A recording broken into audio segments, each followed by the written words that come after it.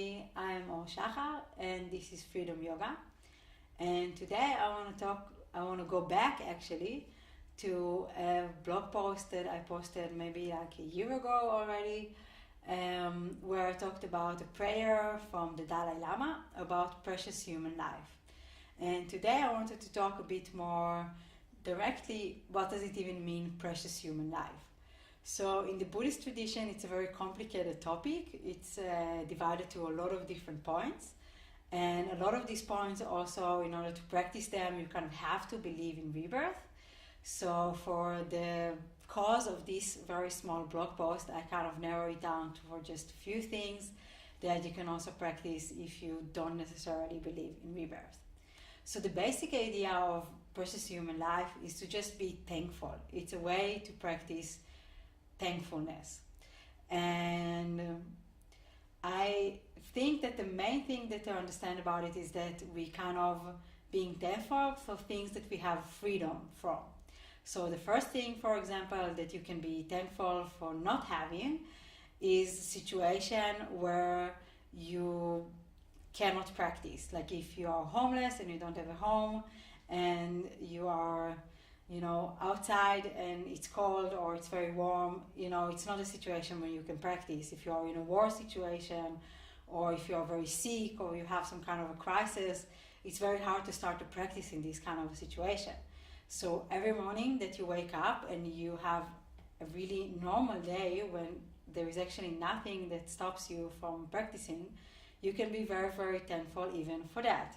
So that's the first point. The second point, the second freedom and kind of luxury that you have is that there are a lot of teachers around you. You are free from a situation where there is no good teachers around you, there is nobody that you can learn from. And I know it sounds a bit crazy, but there were places in time and in history that there were not that many spiritual teachings around. And there are still a lot of places today on earth when it's very hard to get spiritual teachings.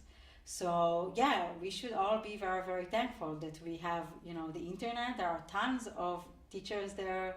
I'm sure that also in your neighborhood there is a lot of centers, meditation centers, yoga centers, when you can go, and there is just a really big abundance of teachings and teachers. And this is definitely something to rejoice in and be thankful also for the abundance of teachers and also of your own teachers if you have them.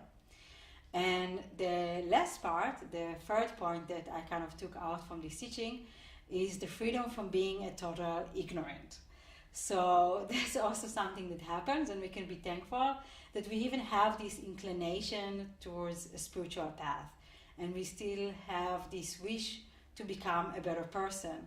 So this is also not something taken for granted. Like there are a lot of people that doesn't have the interest at all, that don't want to improve themselves at all, and that just being very happy with their ignorance. So I think that for me that maybe the part in this human life that make it the most precious.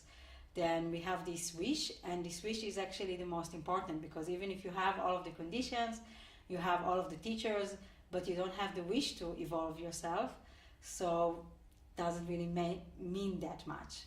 So you can be very thankful and very proud of yourself and very just rejoice in this wish to practice and to search this spiritual path.